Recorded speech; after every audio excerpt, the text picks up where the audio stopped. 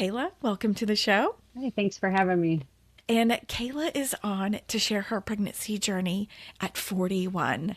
And Kayla is a very special guest to me. Will you tell us a little bit about yourself? Sure. My name is Kayla Schmidt. I was born in Bay City, Michigan. I grew up in Arizona for most of my life. I recently moved back to Michigan about 8 years ago, and that's when I met Ryan, who's my husband. So now, anyways, and so yeah, it changed my life coming back home. Kayla, where did your journey start with you and your husband starting a family? I never really wanted to have kids. Not really sure what exactly changed me, the biological clock ticking, but I just decided one day that I wanted to try, and we kind of agreed on that and wanted to see where it would happen. So, y'all were already married whenever y'all kind of discussed Yep. having kids. Yep. Together, we have been now almost 8 years. Oh, wow. Congratulations. Tell us, because Gerald is not your first pregnancy, tell us a little bit about your pregnancy and where it began. So once I decided to try to have kids, I was on birth control and had been for about 26 years. So I just stopped taking it, and everything I read online said it could take 6 months to a year, maybe more than that. And I wasn't really expecting anything to happen, but within 4 weeks, I was pregnant. 4 weeks? Yep, I very didn't know it fast. happened that fast. Yeah, I was shocked too. I don't think we were expecting that to happen. Yeah, because they do. They're like, it's going to take forever in your body to And adjust. my age and Wow. everything at the time, so I was had a lot working against me, I Yeah. thought. But yeah, it happened very fast for us, and we were very lucky. Yeah. So, what happened then? The unfortunate part was after I found out I was pregnant, they during the first ultrasound they kind of said that there was something going on, something wasn't right. And we had some testing done, and it turned out that she had trisomy 18. And so it's like a chromosome Mm-hmm. disorder where they have an extra chromosome 18, and it's not a viable pregnancy. Mm-hmm. Even if they're born, they won't live more than a few minutes, maybe a few days. There are rare cases where they survive, but it's not very common. And they Mm-hmm. get, they're deformed, and it's just kind of not something that you can carry through. She did end up, Mm-hmm. we did end up losing her when I was 11 weeks pregnant. Mm-hmm. So it was pretty tough. And when did you know about this sonogram and when something was off, I guess you could say? I was about 8 weeks pregnant when I found, well, I was about 7 weeks pregnant when I found out, and then I scheduled the appointment, and it was about 2 months pregnant when they did the ultrasound. Okay. Wow. Yeah. That is tough. And it was, something that even the ultrasound tech could see there was something not right with the embryo. So, Mm-hmm. Wow, I didn't know they could see that from yeah, an ultrasound. she had like fluid buildup around her head. And so it's like typical of like Down syndrome to have something like that. Like, I guess they call that trisomy 21. Mm-hmm.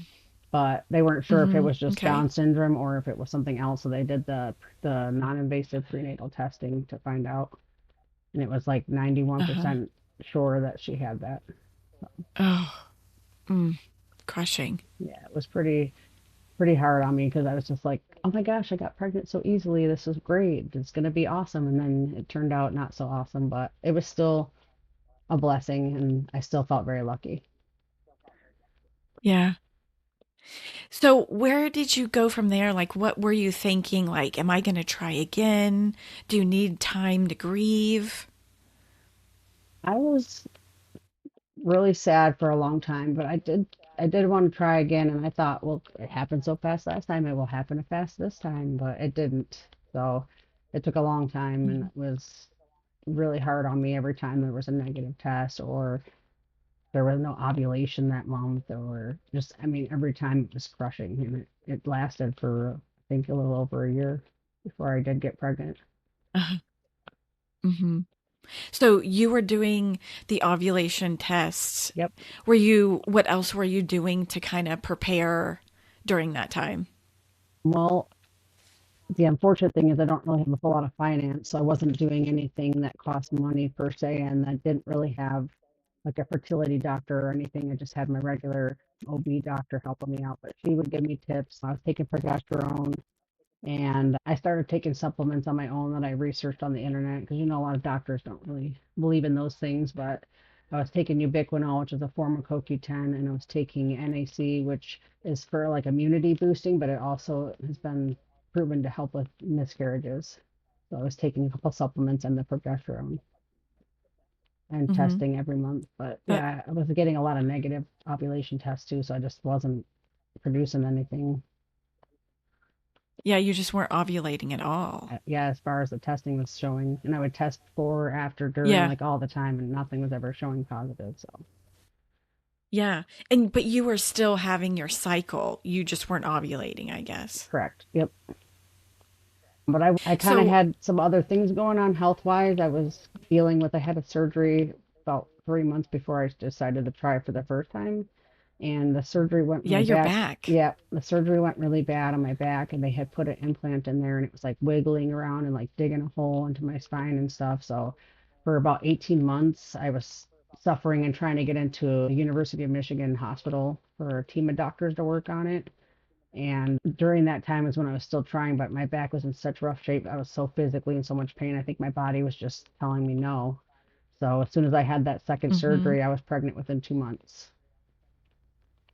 Oh my So gosh. yeah, I think that Yeah, I was holding me remember back. you were so excited. Yeah, you were really excited to take this. And I was like, Kayla, this is gonna do it. I was nervous 'cause I'm like, man, another surgery that sets me back a few months of trying again because you have to heal and you have to physical therapy and all these things. And it was for me almost like a bump in the road, but it ended up being what I needed to do to move forward. So Yeah. So before you found out you got pregnant, did you do the ovulation test at that time? no, because we weren't technically trying at that time because I had just gotten the surgery and they had told me I should wait about 6 months.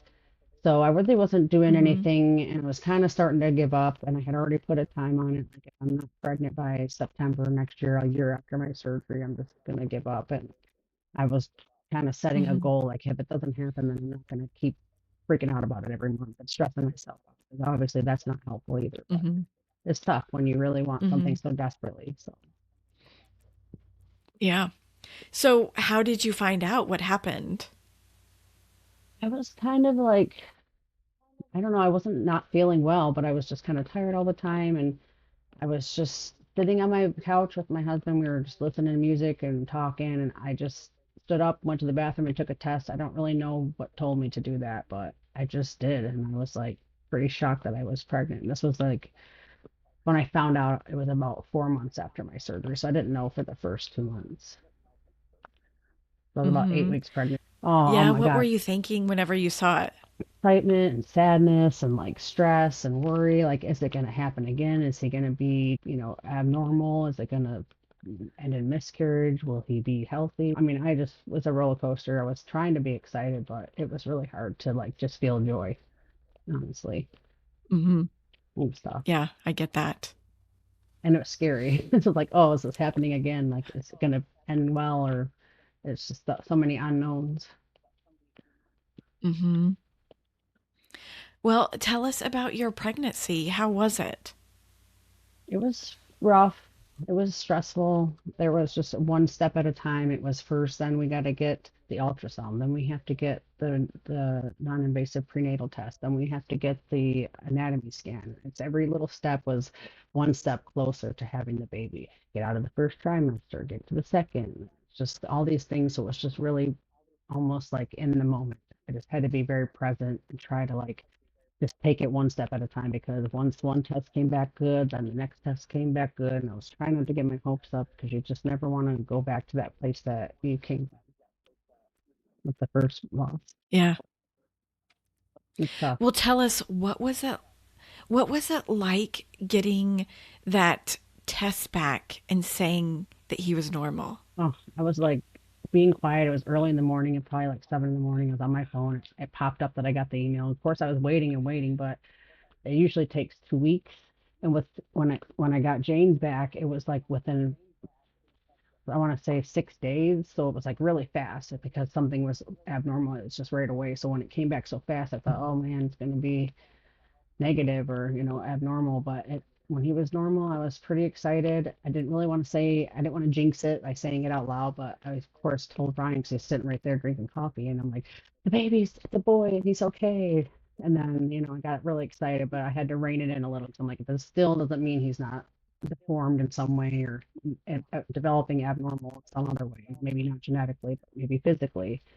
And when I called my doctor Hmm. the next day, and I was excited about the test, she was like reining me, and she's like, "Well, you still have to get to the anatomy scan. You still have to have this live birth. Like, you still have to do all these things. Mm. So don't get too just because he's not like what Jane had genetically deformed or anything doesn't mean he's not physically." So it was like another wake up call. Like, okay, I can't really get excited yet, even though it was good news. Uh-huh. It was hard to enjoy. Right. Right. So you did find out he was a boy at the same time. How Yep. did you feel about that?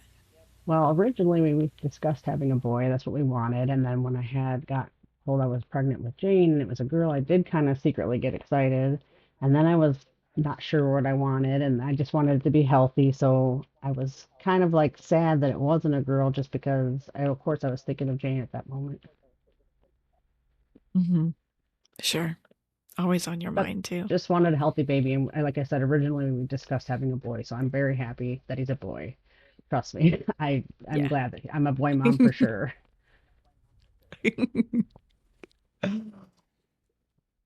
How would you describe your pregnancy overall?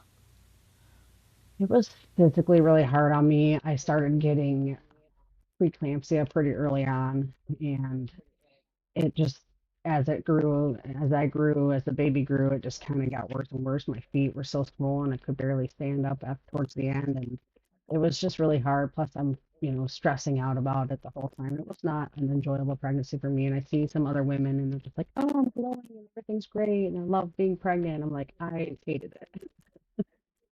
It was hard. I don't know if it's my age or what, but it was rough on me. Plus my Yeah. back's, was still healing a little bit, so all the weight, was a little bit scary on that part too. Like, is it gonna mess up my surgery or am I gonna hurt my back? There's a lot of things going on there. Hmm. Yeah. What about your doctor? Did you use your doctor that you've always used? At the place that I went to, it's like a women's health center, so they have rotating doctors. It's just who's ever there that day. Sometimes you see like a nurse practitioner or the OB or whatever they call them, like the other people. But I didn't really have a midwife or anything like that, so I just kind of used whatever they had. But the main doctor that was helping me, that helped me through losing Sweet Jane and stuff, she was kind of the one that I would text or ask questions for, or she'd call me prescriptions. And so I kind of did have a main doctor in a sense, but when I went to my regular appointments, it's somebody different every time. Was there anything that, like any products or anything that you could recommend that helped during pregnancy? I do recommend that you get the ubiquinol. Like I said, it's a form of CoQ10, so you don't want to just buy CoQ10. That's not exactly what you need. The ubiquinol has a different way that your body absorbs it. And so it's been, Hmm. there's some studies backing that it does help egg quality. It's not necessarily FDA approved by any means, but it is a little pricey, but it was definitely worth it. NAC, which I don't really know how to pronounce what the NAC stands for, but there is actual scientific back information that backs up that it does support helping with miscarriages. So I took that up until after the first trimester, then I stopped. But the Hmm. ubiquinol I took all the way for that whole year that I was trying to get pregnant. How did you prepare for birth and his arrival? Oh my gosh, I took so many classes online. I paid for a couple of them. I read everything I could. I made a birthing plan, but of course, none of that stuff mattered and none of it helped, and nothing worked out as it was supposed to. So I felt like I was going to be the most prepared by doing all these things, and nothing prepares you for what's to come. So you just kind of Hmm. have to go with it. Yeah. What classes did you take? There was on the baby academy, so they had like a birthing class. There was like starting foods, like stuff that you don't even need to worry about for a long time when you first have the baby. But there was I don't know, they offer a bunch of free ones, like a hypnobirthing thing where you can learn different ways to, like, tune it out and that kind of stuff, or if you want to do a natural birth. So I took every one that they had for free, and then I paid for the big one. So Mm-hmm. I mean, they were helpful, but like I said, just doesn't prepare you for what you actually go through physically, emotionally, mentally. When you do see the baby and have that baby, it definitely isn't anything they can teach you Yeah. or Yeah, learn it's from a one thing. class. Right. It's one thing to get all that information, and then when it's actually happening, you're like, I forget everything. Yeah, exactly. Yeah. It's hard to apply it in the moment. You just have to just go with it. Yeah. What did you have any cravings or anything?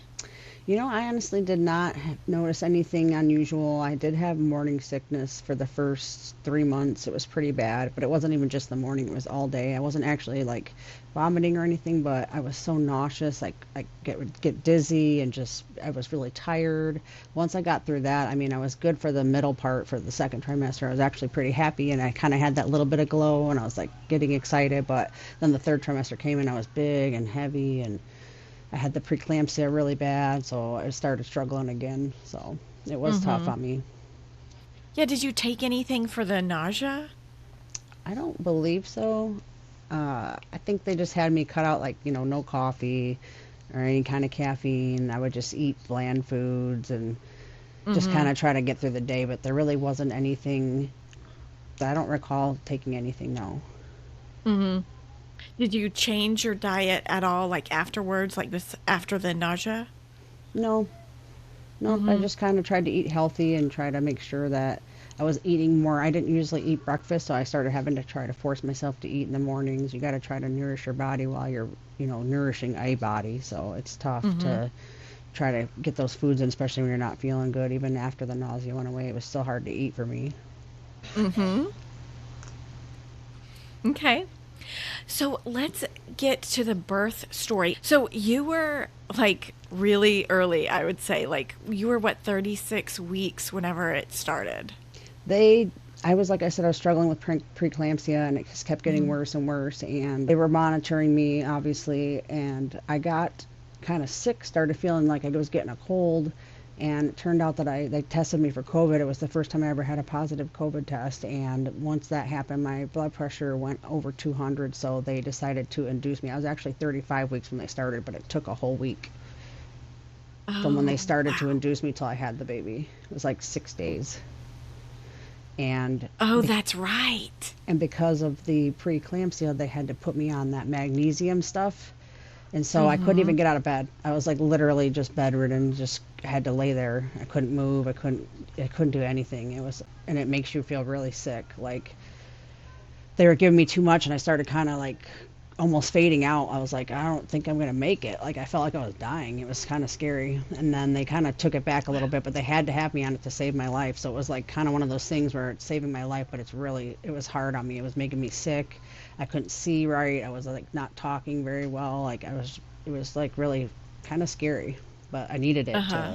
to live. But they had me on that and they just kept putting different inductions drugs like whatever, like the Pitocin and all that kind of stuff. They just kept doing it until it was about, I think, 5.5, 6 days before it started even like dilating. Mm-hmm. Oh my gosh. A And whole I was week. yeah, and I was sick with COVID, and then I got ear infections, and I had a tooth infection, so my whole body was just shutting down. It was scary. I was like, am I gonna make it out of this? Like, hopefully, I want my baby to make it, but he was doing fine. They kept the monitors on, and he was like, just his heartbeat was strong. He was just doing great in there. But it was me Uh-huh. who was struggling. So it was Yeah. a long week for sure. And Mm-hmm. then yeah, finally, after being sick and just laying there not moving, they were like push. I'm like, yeah, okay, let me try that because I'm so weak from all the infections and the sickness and the medicine they were had me on. It was scary to think about trying to push at that moment because I had no strength at all. Yeah. So were you on an epidural that whole week also?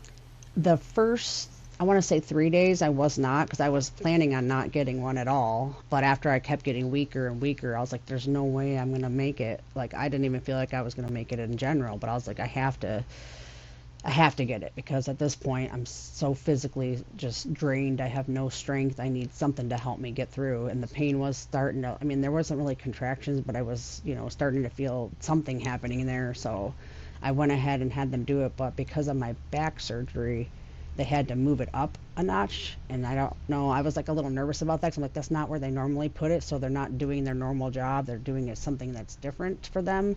And then, of course, it didn't really work very well when they first did it. They like kind of zinged or whatever. They're like, well, we're going to back it out and redo it. So they did it a second time. And then it only worked on like half of my body. So like my right side, I could move my leg, I could feel everything. And on the left side was completely dead. So it Wow. was like I was so scared to get it, and then of course mine didn't work, or like it went, weird. It was like this kind of way, like halfway like that. Like my Wow. Yeah, it was really a weird sensation too, because like I said, I could feel one leg, I could move it myself. The other leg I had to like move it with my arms or have a nurse move it. So I did end up getting it, and I don't regret it, but it was also not what I expected.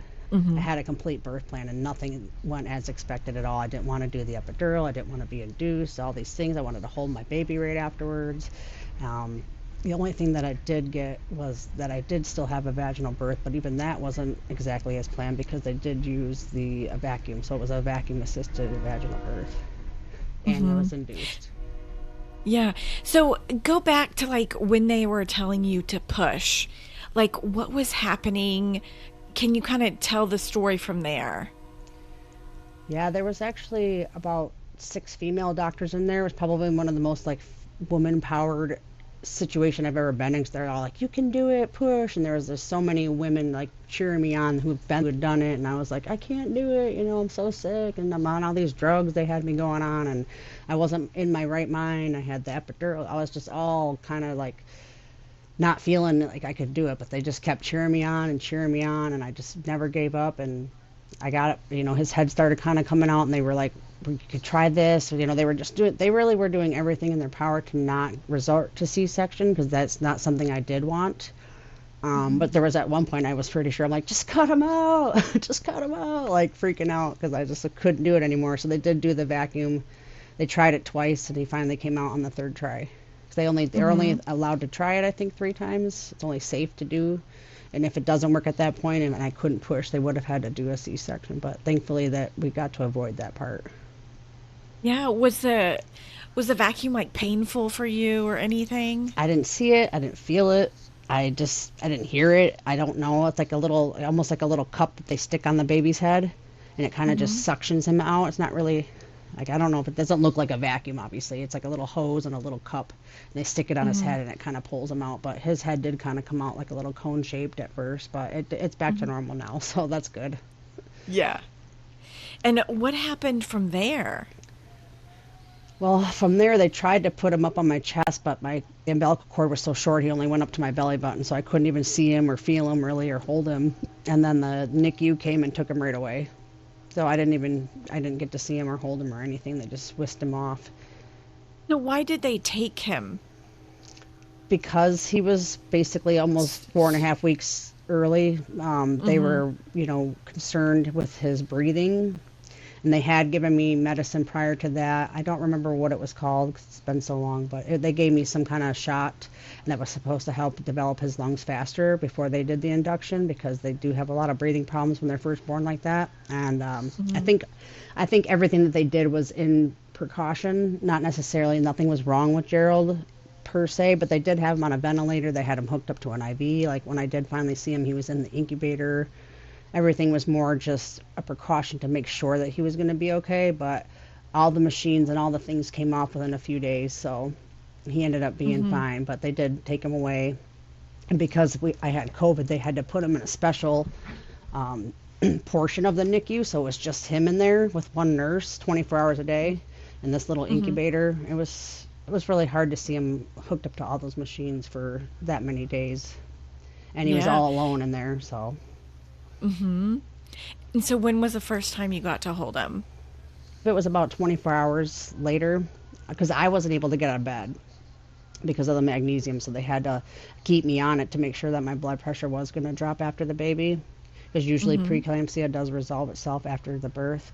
So they had to, find a nurse to wheelchair me up there with my IV and all my stuff because I couldn't walk. And I don't really know why it took that long, but it was about 24 hours before I got to actually hold him.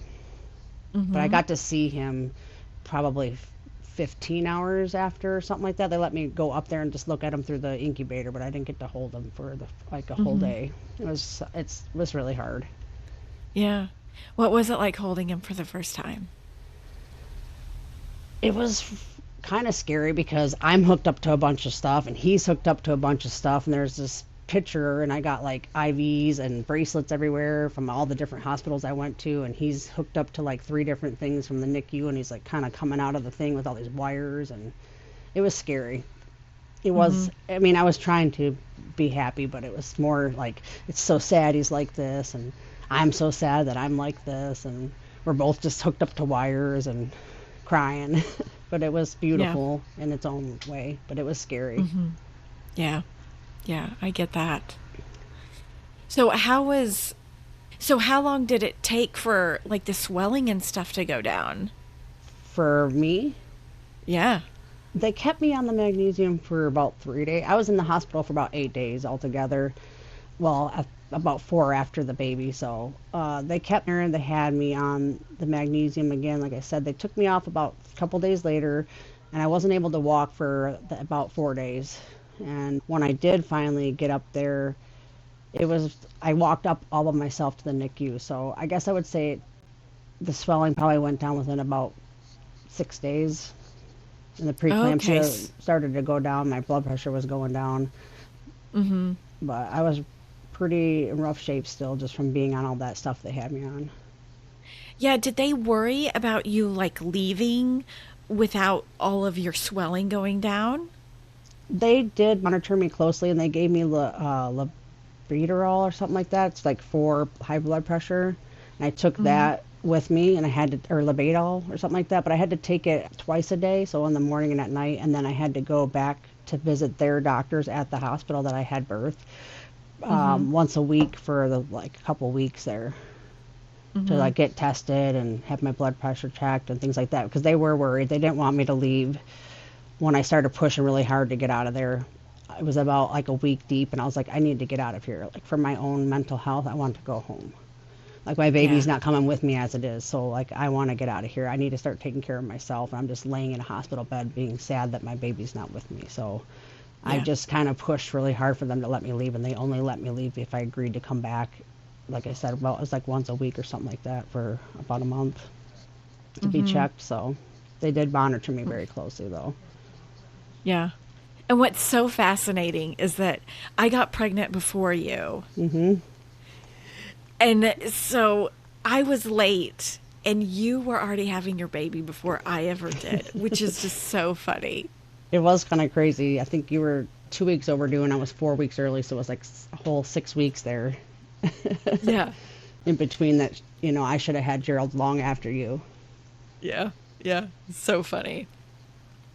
Well, how was the rest of your recovery? Just aside from all the swelling and stuff.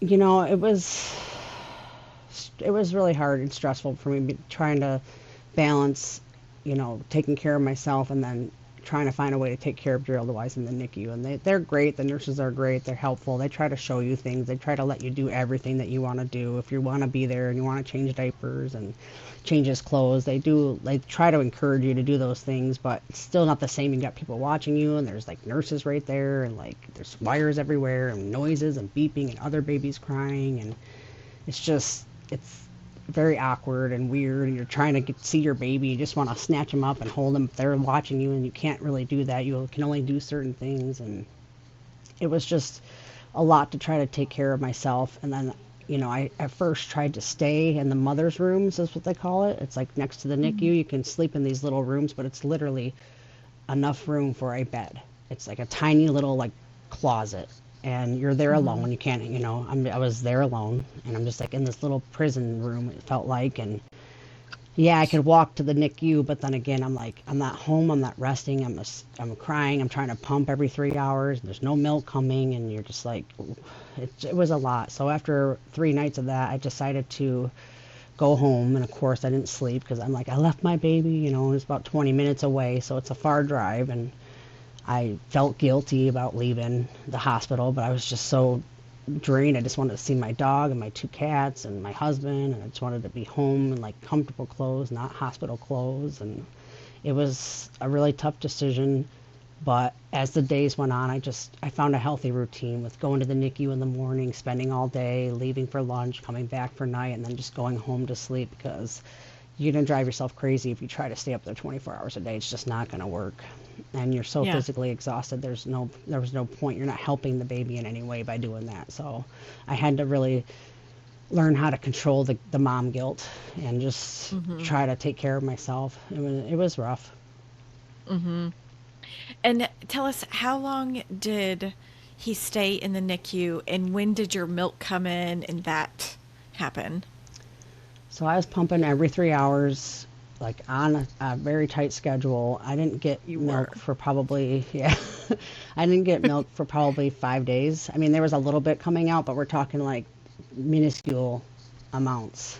And I was frustrated with that because I didn't want Gerald to have formula. And the NICU does give you donor milk. You do get human milk, but you only get 1 ounce. You get 1 ounce, and it feeds a newborn for quite a few days. But after that, they give him formula if you don't have milk yet, which I didn't. So they, of course, gave him formula, which I didn't really want. But of course, he can't just not eat, so I had to let them do that. Mm-hmm. But yeah, it took about 5 days for me to start getting some milk. But I mean, enough to feed Gerald. I didn't start getting that milk until maybe a month or two. It took a Yeah. while. Yeah, I had to fortify the breast milk with a little scoop of formula for about 2 months, I would say. Mm-hmm. And So, what was it like taking him home from the hospital finally? so scary. Putting him in the car seat, he was Scary. so tiny. He was only 5 pounds, 6 ounces, so he was really little, and the car seat looked so big. And, he was originally supposed to get out after 7 days, and then he had like a heart issue in the middle of the night. Like, I guess his heart rate dropped and his breathing dropped, so they wanted to monitor him for 3 more days. And I said okay, and they wanted to give him something called LASIK, which is supposed to help with breathing. It's like some kind of medicine, and so they wanted to give that to him, and then they wanted to monitor him for 3 more days, and then it was, then he had something else come up, and they're like, we need to monitor him for 4 more days. So I was supposed to Oh, take him home after less than a week, and it ended up being 17 days. So by the time that it came, I was so worried: is he going to breathe? Is his heart going to drop? Now he's not going to have the machines hooked up to him that I'm used to hearing and watching, where I could see his heart rate, and I could see his oxygen, I could see all these things, and that all that control is going to be gone, and you're just going to be like home with this baby who might not breathe or might not have his heart beating. It was stressful and scary to take him home because I didn't know what I was doing, for one, but also, worried about how he's going to do. mm-hmm. Yeah. It was tough. And still pump every 3 hours because he Mm-hmm. wasn't breastfeeding. And that's part of Yeah. why it took him a week. Originally was the reason why they kept him at first was because they needed him to drink from the bottle, and he wasn't really suckling properly or drinking enough, and had to feed him through a little feeding tube for the first whole week. So it was tough seeing that too. He's got like a little feeding tube up his nose and just pushing formula in there. It was terrible. But Ugh. getting home with him and adjusting to that and pumping every 3 hours, it was a rough couple months, but eventually we got the hang of things. Mm-hmm. And how do you want to talk about your breastfeeding journey? Again, it's one of those things where some women, it just so whoop, right at birth, they just put the baby to the breast and everybody's happy, and it's like, clouds open up and it's like, oh, but that was not what happened to me. Like I said, I started pumping while he was in the NICU, and I pumped every 3 hours, and I did that for about 6 months solid. And then eventually I just never gave up. Every now and then I would try to get him to latch, and I would say maybe somewhere between 4 and 6 months he would a little bit. And so I was like really excited that I got to experience that. But as he got a little older, I would say from 6 months to about 12 months, I would just breastfeed him for naps or in the middle of the night. And I would still pump every 3 hours just to get that, make sure he's getting enough because of his prematurity. They wanted to make sure he was taking a certain amount and everything. And I would just kind of breastfed as it worked for us when it did. And it was awesome that I did get to experience that. And I never gave up, after 6 months trying to get him to latch on, because that was something I really desired, was to have that experience. I mean, yes, pumping milk and giving it to him is breastfeeding, but it's not quite the same. Mm-hmm. Yeah, you are one determined chick. Yeah, I was definitely being stubborn. I didn't want to give up at all, and I just kept pushing it, and eventually he took on to it, and we were both happy with that. So, Yeah. And what's super cool is we really ended our breastfeeding journey together. yeah, it was awesome to have that such a good support. Because I was like, again, getting that mom guilt. You're like, I want to stop, but I want to keep giving it to him, but it's so hard, and it's been so long, and every day I was so ready to just stop, and I'm so grateful that I had your support during that time because I felt like I was giving up even though I knew I wasn't, and you were always there to cheer me on. So I do appreciate that. Yeah, and you're in like quitting plan was my plan. Exactly, and it worked out pretty much the same. So that was It really pretty, did. yeah, it was like at least that kind of synchronized, even though the babies were born all different, 4 weeks early and 2 weeks late. Yeah, we were on sync, that's for sure. And that's awesome to kind of like, get to compare notes with somebody. Our babies are pretty much a couple days apart, technically. Yeah. And it's like, oh, is he walking? Is he talking? Is he starting salads was like one of the worst things for me. I had such a hard time, and Gerald had such a hard time. And then one day it just clicked, and he just started eating. It was crazy. So just Yeah. keep that in mind when you're getting there with your babies, whoever's listening. Like, just keep trying. Never give up because eventually they will get it. It just may take longer than you think, maybe longer than you want, maybe longer than you're told that they should. But every baby's different. Everybody's different, and Hmm. one day it just clicks and they just do it. So Yeah. they will eat. Eventually, yeah. Right. But it was like, I want you to eat so I can stop breastfeeding.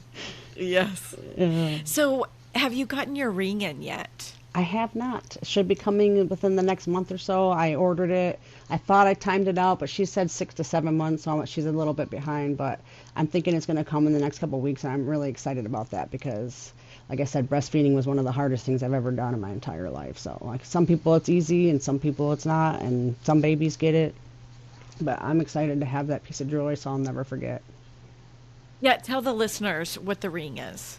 So there's a lot of different places that make it. They even sell kits. You can make it yourself, but they take your breast milk and they kind of reduce it down and with heat, and it becomes like a powder. And then they put it in a resin, like in a ring. You can get it in a bracelet, earrings, any kind of, even like a little keepsake, like a little keychain. And it's pretty cool because it's a stone made from your breast milk. Mm-hmm. The one that I Yeah. use is a lady on Instagram. It's called Love by the Ounce, and she's really great. And she's always posting like uplifting like reels about breastfeeding, like never giving up, and just things completely relate to with my journey, and things I'm sure any other people do because there's always different ones. But yeah, she does really great work. I'm excited to get my jewelry and see how it turned out. Yeah. That's going to You, be special. yeah, and you can customize it. There's different, things you can put in there. I got opal flakes in mine, so I like the little rainbowy fleckles. Should be pretty cool. Mentally, how were you during postpartum? I did have my placenta encapsulated, and so I was taking that, and I believe that it seemed to work great. I didn't have any issues with depression. I didn't have any issues. Like my milk supply came back pretty good with that too. It's supposed to boost your milk supply, help your mood. Physically, I felt like I healed faster. My bleeding stopped within, I think it was 4 weeks instead of the whole 6. Like I stopped bleeding it pretty What? early. Yeah. 4. Oh my Hmm. gosh, you got so lucky. And that's what they say it helps with, but I do think that helped a lot with my postpartum, like as far as the physical aspect of it. They say, eating your placenta, however you do it, is supposed to put all those hormones back into your body instead of just stripping them all at once. Because basically, when you have the baby and you deliver the placenta, all those hormones leave your body, and it just like tanks.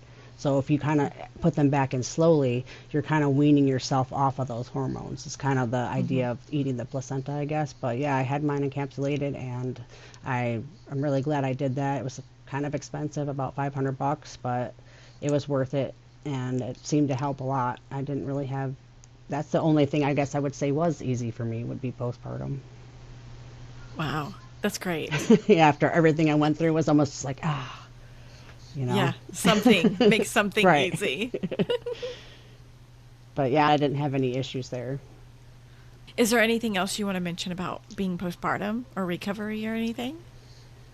Just you just got to give yourself time. It's a hard thing you just went and did. You just built bones from your bones and blood from your blood, and your body's tired. So, just do what you can to get by. And the weight, don't worry about losing the weight, because I had a moment where I was like, I gotta lose all this baby weight and do all this stuff, and you feel all this pressure from society to bounce back, but you're over 40, so it's not going to work that way. So just give yourself grace is all I can really say to anybody else too. You just gotta love yourself and your baby at the same time, which can be hard, but it's a juggling act you get better at.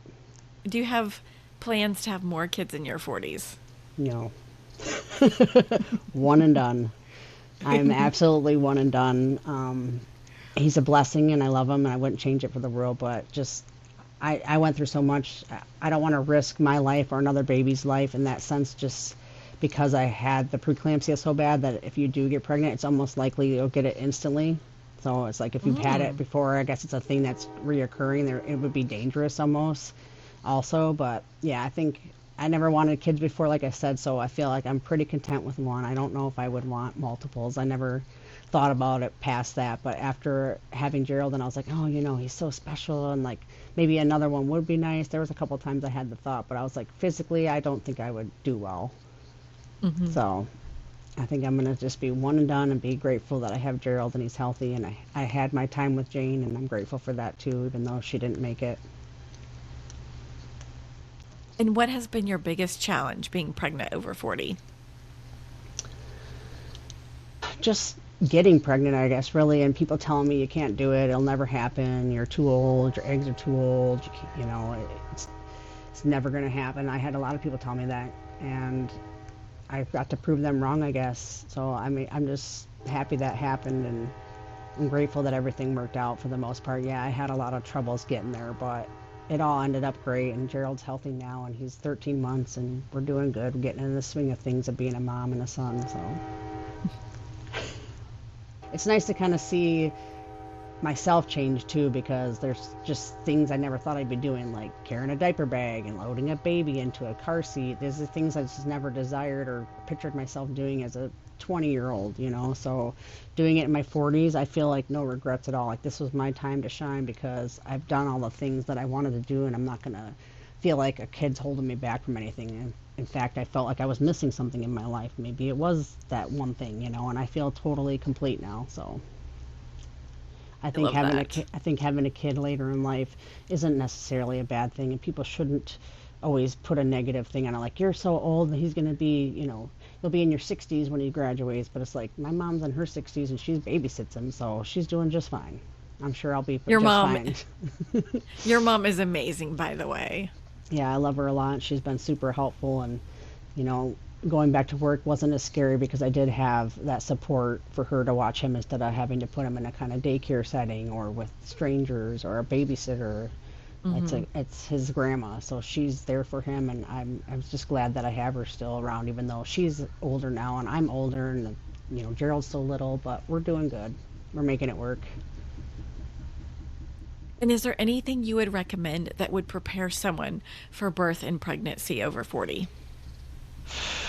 There's nothing to prepare you for it. Like I said, I tried to prepare myself for it. It's amazing, and it's scary, and it's beautiful, and it's all the things, and yeah, it hurts and those things, but you don't remember that after it's over. It's gone and over, and all you see is that beautiful face and how much they need you, and your heart just opens up and bursts open, and it's a wonderful, beautiful thing to see. It's almost like, a caterpillar becoming a butterfly. You just completely change, and your world completely changed, some for the better, some for the worst. It's crazy and chaotic, but I would never regret it in my life. So anybody who's trying, never give up, keep trying. You'll get there. You just gotta, you know, put a little bit of faith in there. And even if you're struggling with whatever you got going on, just never give up is all I can really say. Because if I would have gave up all the times they told me, I wouldn't have Gerald. And what advice would you give yourself when you are pregnant if you could go back? I would say try to enjoy it, because I didn't enjoy a single second of it. Not necessarily because I was struggling physically or because of my age, but because of what had happened with Jane and just the constant worry. And I just didn't feel like I felt any joy about it. I wasn't allowed to feel happy about it because, I'm like, is he going to be born at all? And it was just, I really wish I had taken a few more time, like a few more moments to just say, hey, you're pregnant, be happy, be grateful. It's going to be okay no matter what the outcome, because you don't realize, like, even if you have a miscarriage, it's still a special time for you and that baby, and it's still meaningful, and it doesn't make it any less meaningful just because they weren't a live birth. It just, you got to enjoy it for what it is and try not to, let yourself get carried away with the anxiety or the stress, because I really just made myself sick basically the whole time I was pregnant instead of just being happy. Yeah. You mean sick with worry and stuff like Yeah. that. And yep, Yeah. and then that's obviously not good for your body and your physical, Mm. like, for the baby. You're constantly stressing out, you're stressing the baby out. You're already over 40, so you do have some things working against you, but it's not impossible. And we both did it, so here we are. That's right. Is there anything else you want to add before we end the show? Yeah, just like I said, if you're out there trying, I just say keep never give up and just keep doing what you can, and every little thing that you do makes a difference. So I wish everybody the best of luck in their pregnancy journeys or their breastfeeding journeys or wherever you're at in your journey. If you have a toddler like we do, it's getting crazy. So buckle up. And where can our listeners find you on the internet?